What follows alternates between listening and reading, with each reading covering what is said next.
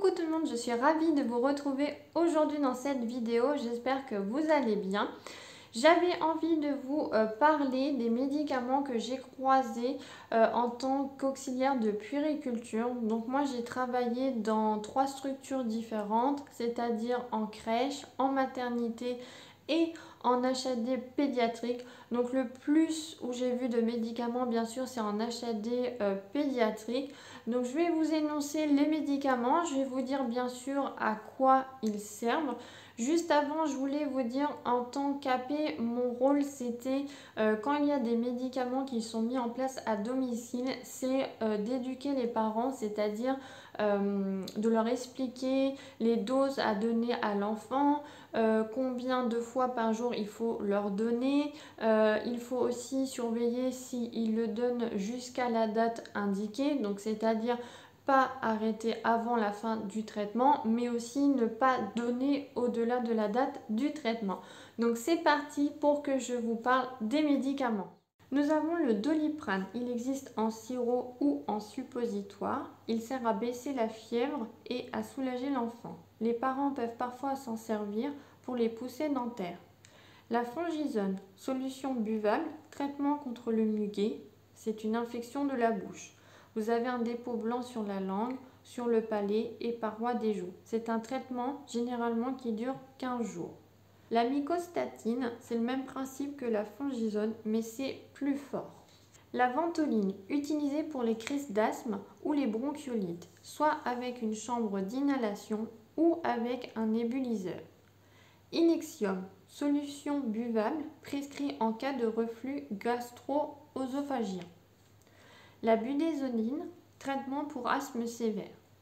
Formware, utilisé pour soulager les difficultés à respirer. Essoufflement, toux, sifflement. Le polysilane, médicament utilisé pour lutter contre les douleurs ou brûlures d'estomac. Le ferrostrane, ce médicament contient du fer qui est essentiel au fonctionnement de l'organisme. Il traite des carences en fer qui peut être responsable d'anémie, c'est-à-dire baisse du nombre des globules rouges. L'acide folique, utilisé chez les prématurés afin de corriger les anémies macrocytaines, c'est-à-dire la présence de globules rouges de grande taille dans le sang, ce qui entraîne une mauvaise oxygénation de l'organisme. Le julep gommeux permet de soulager les régurgitations et les coliques. J'ai terminé donc la liste des médicaments. Bien sûr, il y en a plein d'autres. Donc, il y en a que j'ai pas dû encore voir en HAD. Et il y en a peut-être que j'ai oublié parce qu'il y en a tellement.